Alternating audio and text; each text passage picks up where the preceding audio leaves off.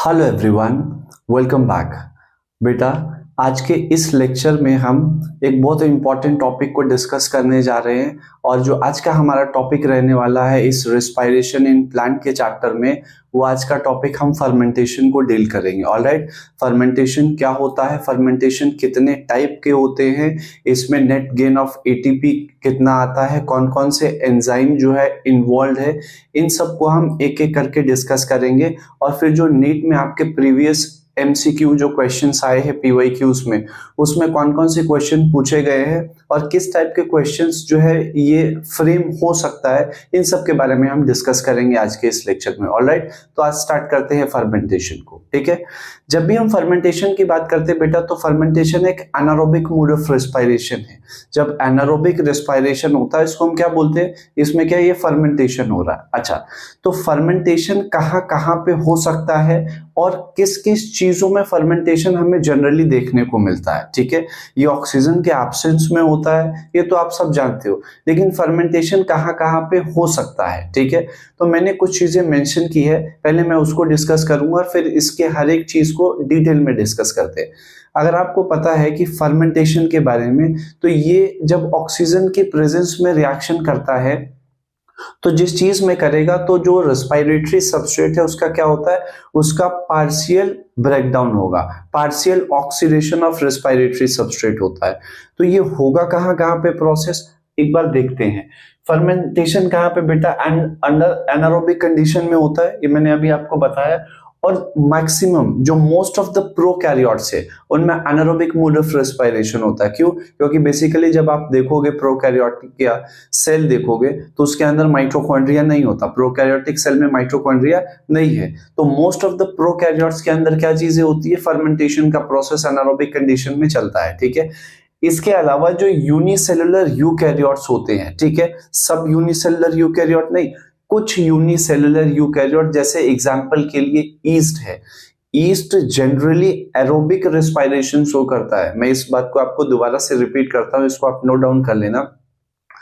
Normally क्या है, east जो होता है ये एरोबिक रेस्पिरेशन करता है, लेकिन अगर ऑक्सीजन की कमी है, ऑक्सीजन की इनसफिशिएंसी, ऑक्सीजन का एब्सेंस है, उस कंडीशन में ईस्ट क्या करता है, एनारोबिक कंडीशन के अंदर ये फर्मेंटेशन करेगा। और अगर ईस्ट फर्मेंटेशन कर रहा है तो वहां पे वो अल्कोहल बनाता है। ये कैसे बनाएगा, इसको इसी लेक्चर में हम डिटेल में देखेंगे। तो अभी हमने क्या किया कि प्रोकैरियोट्स के अंदर क्या होता है, ये एनारोबिक कंडीशन में फर्मेंटेशन होता है। फिर ये यूनिसेलुलर यूकैरियोट जैसे ईस्ट है, और कुछ लोअर एनिमल्स जो होते हैं, जो पैरासाइट्स होते हैं, जैसे टीनियस ओलियम है, ठीक है, स्कैरिस है, तो इन सब में क्या चीज है बेटा, इसमें फर्मेंटेशन होता है। Alright, okay. इसके अलावा कुछ और एग्जांपल्स लेते हैं फर्मेंटेशन के जहां पे होता है। जो वाटर लॉग्ड सॉइल्स होते हैं, वाटर लॉग्ड सॉइल्स का क्या मतलब है, ऐसे जगह जहां पे बहुत सारा पानी भरा हुआ है। फॉर एग्जांपल एक लेते हैं, जैसे ये एक प्लांट है, ठीक है, और ये प्लांट यहाँ पे इस जिस सॉइल पे है, उस एरिया में बहुत ज्यादा पानी भरा हुआ है। ठीक है, तो नॉर्मली अगर आप सॉइल के कॉम्पोजिशन और उसके वहां पे पूरा का पूरा क्लाइमेटिक कंडीशन देखोगे, तो सॉइल में जो पोरस एरिया होता है उसमें एयर ट्रैप होता है। अगर वहां पे बहुत दिन तक पानी क्या है, लॉग्ड है, एक पर्टिकुलर फार्म में जो सॉइल है उसमें हमेशा क्या है, वहां पे पानी लॉग्ड है। तो अगर पानी वहां पे लॉग्ड है, तो क्या है, जो वो सॉइल की जो एरिया थे जहां पे एयर ट्रैप था, उसकी जगह वो अब क्या आ गया, पानी आ गया। और जब पानी रहेगा तो वहां एयर नहीं रहेगा, और अगर एयर नहीं है तो रूट हेयर्स को, रूट को जो ऑक्सीजन मिलना था वो ऑक्सीजन नहीं मिल रहा है। तो ऐसे कंडीशन में जब उसको ऑक्सीजन नहीं मिलेगा, तो वहां पे रूट क्या करेगी, एनारोबिक रेस्पिरेशन करेगी। और बेटे जब एनारोबिक रेस्पिरेशन रूट करेगा, तो बेट ऑब्वियस वो क्या बनाएगा, अल्कोहल बनाएगा। और आपको पता है, अगर ज्यादा देर तक, ज्यादा दिन तक अल्कोहल बना, तो वो रूट हेयर को डैमेज कर देगा। और अगर रूट हेयर डैमेज हो गया, तो इसका मतलब उस प्लांट की डेथ हो जाएगी।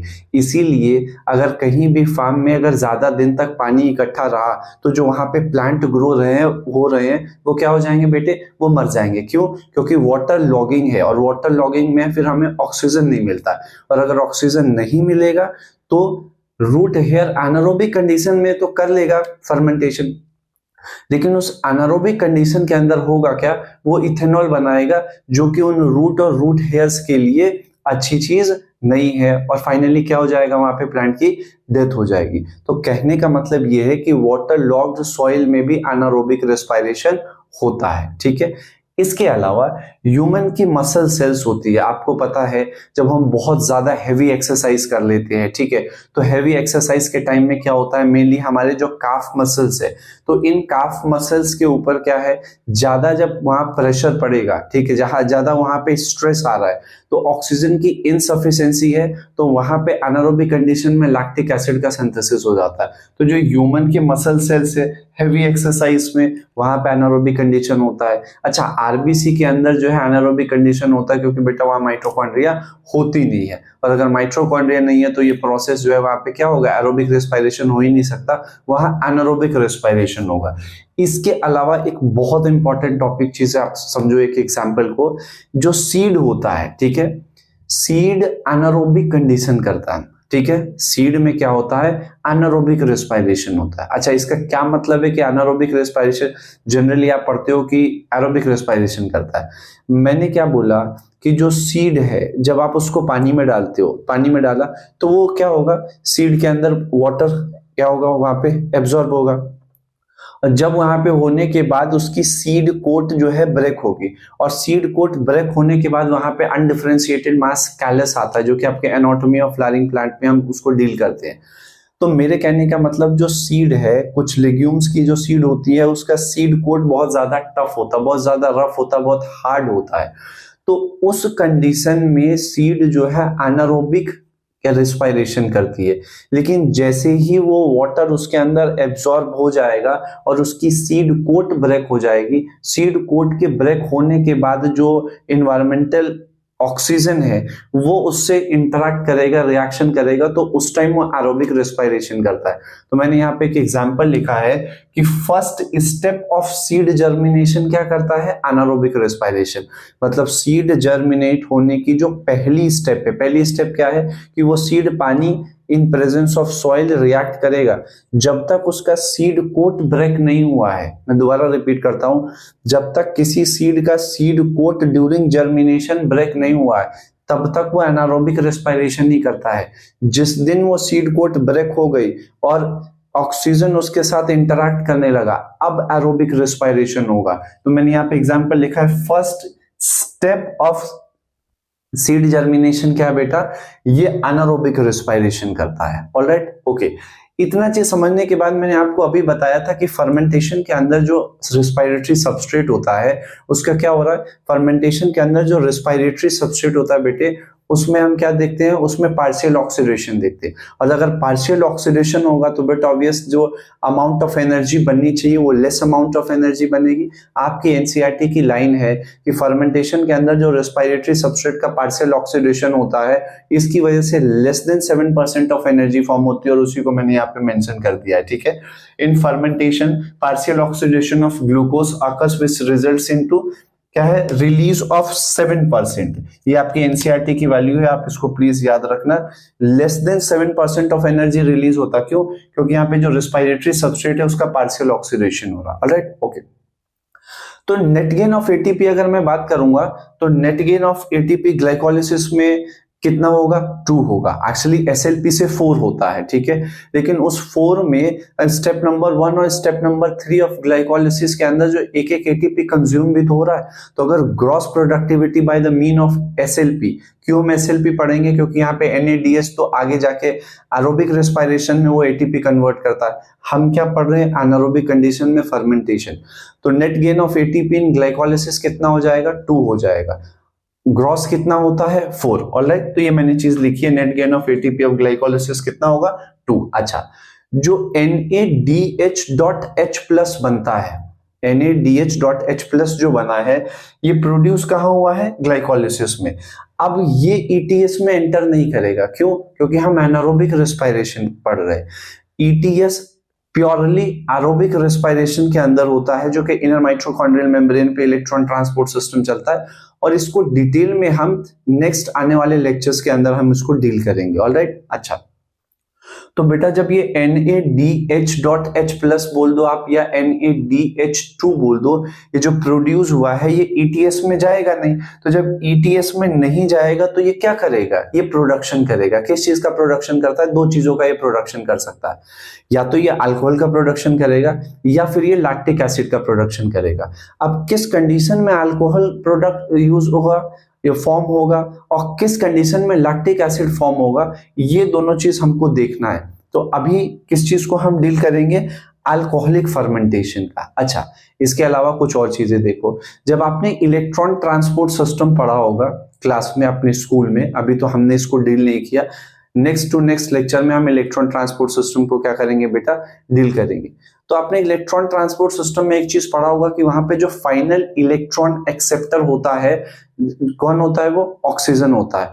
लेकिन यहाँ पे बेटा कोई भी, देखो यहाँ पे मैंने लिखा है here final electron acceptor is an intermediate organic compound of the process.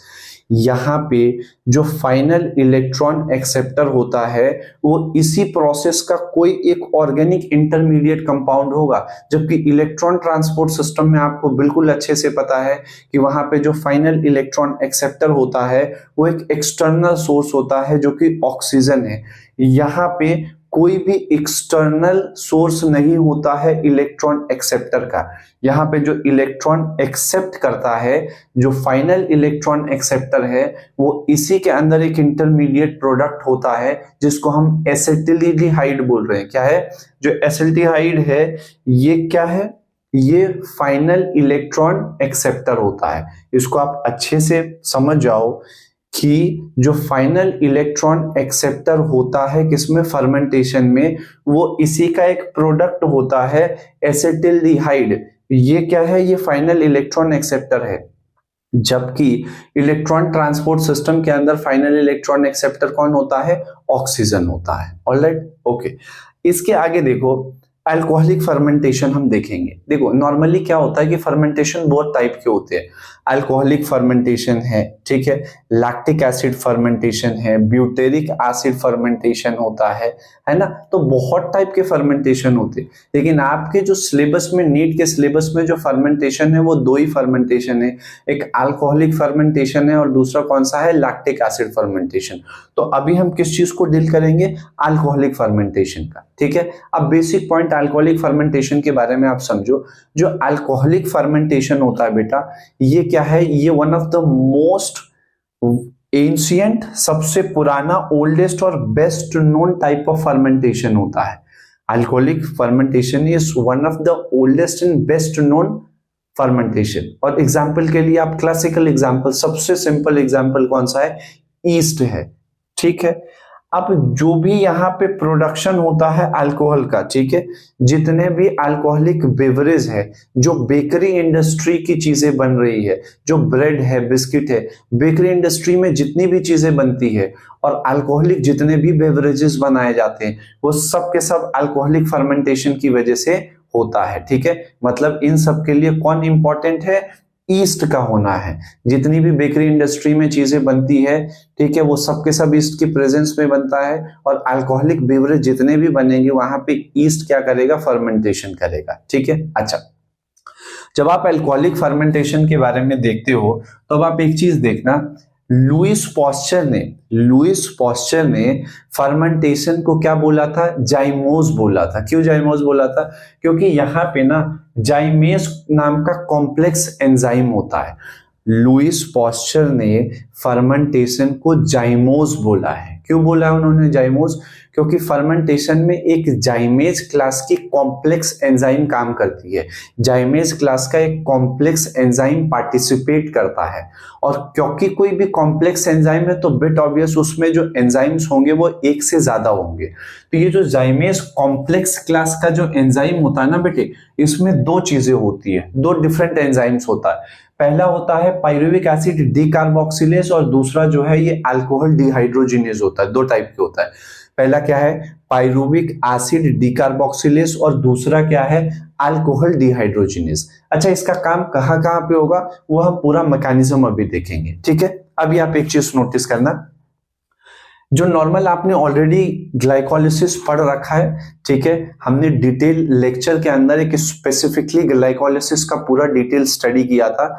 तो नॉर्मली अब जब आप यहाँ पे देखोगे फर्मेंटेशन में, तो उसके जो इनिशियल स्टेप है तो वो तो पूरे ग्लाइकोलिसिस की तरह ही है, वो सेम है। बस हम यहाँ पे क्या पढ़ते हैं कि पायरुविक एसिड आगे जाके अगर अल्कोहलिक फर्मेंटेशन है तो वहाँ पे अल्कोहल कैसे, इथेनॉल कैसे बनेगा, लैक्टिक एसिड फर्मेंटेशन है तो वहाँ पे लैक्टिक एसिड कैसे बनता है।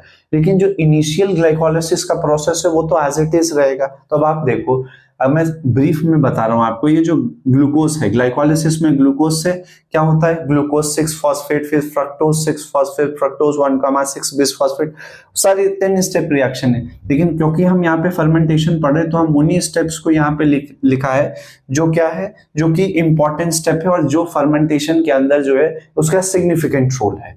तो आप देखो, ग्लूकोज से ग्लूकोज 6 फॉस्फेट जो ग्लाइकोलिसिस का फर्स्ट स्टेप होता है, वहां पे क्या बेटा, वहां पे एटीपी का क्या है, कंजम्पशन होता है, ठीक है।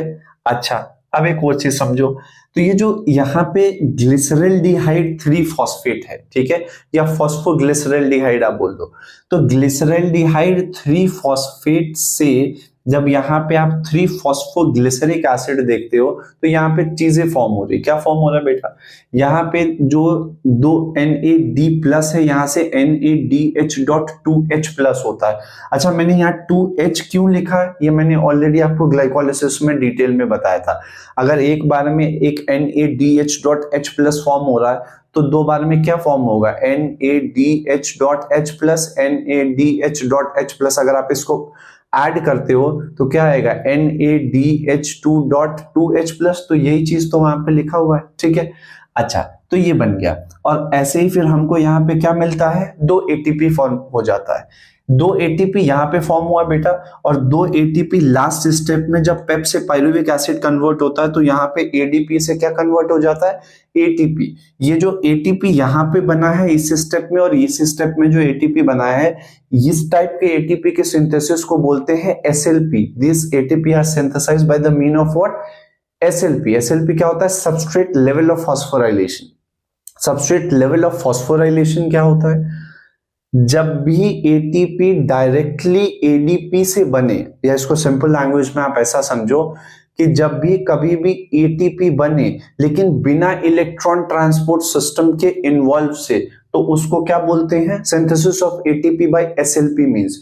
तो यहाँ 2 ATP ये 2 ATP ये कितना बन गया, 4 ATP बना। लेकिन इस 4 में से बेटे 2 ATP कंज्यूम भी तो होता है ग्लाइकोलिसिस के फर्स्ट और थर्ड स्टेप पे। तो हमारे पास नेट ATP कितना हो गया ग्लाइकोलिसिस से, 2 ATP। तो देखो हमारे पास 2 ATP है तो यहाँ पे। अच्छा, ये जो NADH.2H प्लस बना है, ये क्या होगा, जब ये पायरुविक एसिड बना है, ठीक है, and product of glycolysis, whether it is aerobic और एनारोबिक, वो तो आगे जाके उसकी प्रोडक्ट चेंज होगी। पहले तो ग्लाइकोलिसिस के अंदर पायरुविक एसिड ही बनेगा। अब ये जो पायरुविक एसिड बना है, तो जरा इसको देखो, CH3COCOOH, ठीक है, ये पायरुविक एसिड है। इसमें से क्या होगा, इस पायरुविक एसिड से क्या बनेगा, एसिटिल्डिहाइड बन जाएगा। अब ये कैसे बनता है, ठीक है, एसिटिल्डिहाइड बनता कैसे है, ये अब जरा समझना। जब पायरुविक एसिड को ये रिएक्ट करता है, किसकी प्रेजेंस में, पायरुविक एसिड डीकार्बोक्सिलेज, जब CH3COCOOH ये जब रिएक्ट करेगा इन द प्रेजेंस ऑफ किसके, पायरुविक एसिड डीकार्बोक्सिलेज। आप नाम से ही समझो, डीकार्बोक्सिलेज मतलब यहां CO2 को क्या करना है, रिमूव करना है। तो जब यहाँ पे CH3COCOOH जब इस एंजाइम की प्रेजेंस में रिएक्ट करेगा पायरुविक एसिड डीकार्बोक्सिलेज के, तो यहाँ पे 2 मॉलिक्यूल ऑफ CO2 क्या हो रहा है, ये 2 मॉलिक्यूल ऑफ CO2 यहाँ से रिलीज हो गया। और जब 2 मॉलिक्यूल ऑफ CO2 यहाँ से रिलीज हो जाएगा तो बनेगा क्या, 2 मॉलिक्यूल ऑफ CH3CHO, ठीक है। अब ये जो CH3CHO बना है बेटा, अब ये क्या होगा, in presence of alcohol dehydrogenase नाम की एंजाइम में क्या बना देगा, ये CH3CHO। अच्छा, इसको दोबारा से समझो, हमारे पास क्या है, हमारे पास CH3COCOOH है, पायरुविक एसिड है।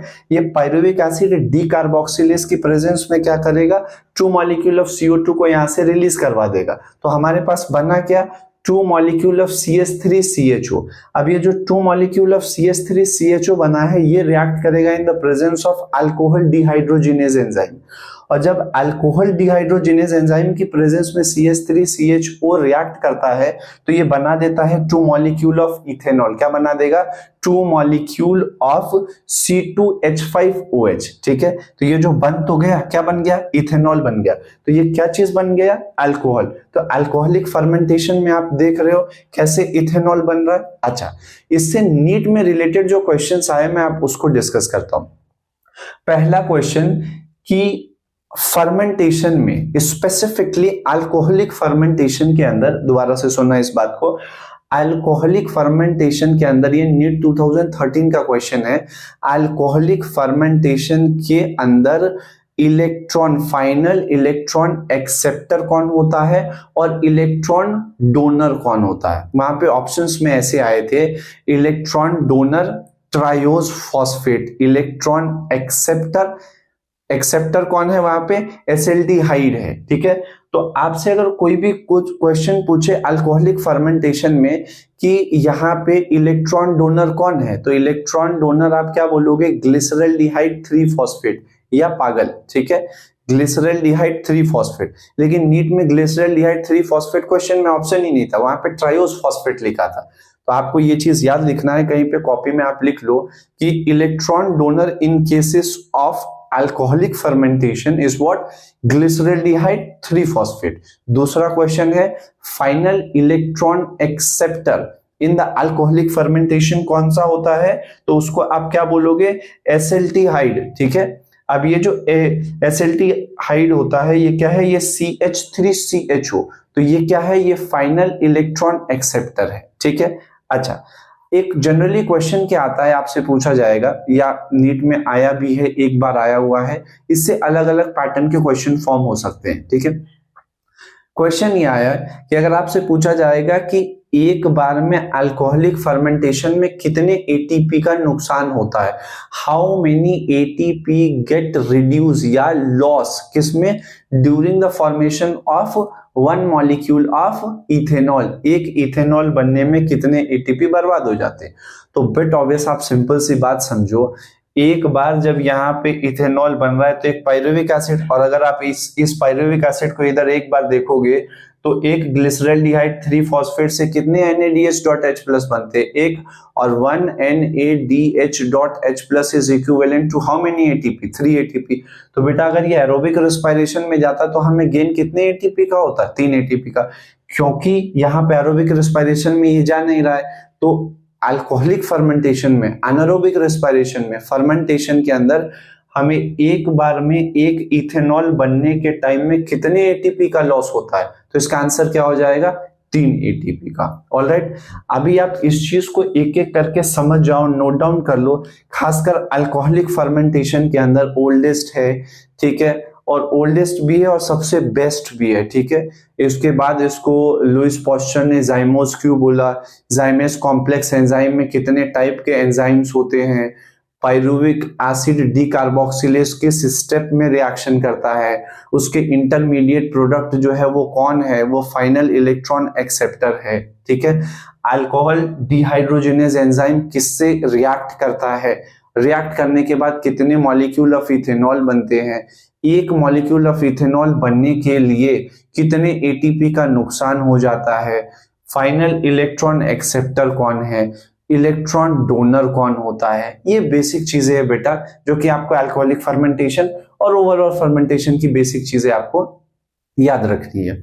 नेक्स्ट लेक्चर के अंदर हम किस चीज को डिस्कस करेंगे बेटे? नेक्स्ट लेक्चर में हम ये डिस्कस करेंगे कि लैक्टिक एसिड फर्मेंटेशन के अंदर हमारा इलेक्ट्रॉन डोनर कौन होता है, इलेक्ट्रॉन एक्सेप्टर कौन होता है, किस किस कंडीशन में लैक्टिक एसिड फर्मेंटेशन होता है, और इससे एस्पेक्टेड कितने क्वेश्चंस जो PYQs में आए हैं, और कौन कौन से क्वेश्चन है जो कि फ्रेम हो सकते हैं। तो अभी आप इसको ना पूरा एक एक करके इसको as it is note down कर लो, इस पूरे के पूरे रिएक्शन को नोट डाउन कर लो, फिर आप क्वेश्चन सॉल्व करो, आपसे सारे क्वेश्चन सॉल्व हो जाएंगे और ड्यूरिंग क्लास जो हम क्वेश्चन को डिस्कस करते हैं कि किस टाइप के क्वेश्चन फॉर्म हो सकते हैं, किस टाइप के PYQs में आए हैं, उन सब चीजों को आप फोकस करके अपनी बुक में या कॉपी के साइड में लिख लिया करो बेटे। ये आपको एंड ऑफ द ईयर जब आप रिवीजन के टाइम पे जाओगे तो ये बहुत यूजफुल होगा आपके लिए। ऑलराइट, तो अभी आप इस चीज को एक बार पूरा समझो, लिख लो, फिर सारे के सारे क्वेश्चन सॉल्व हो जाएंगे।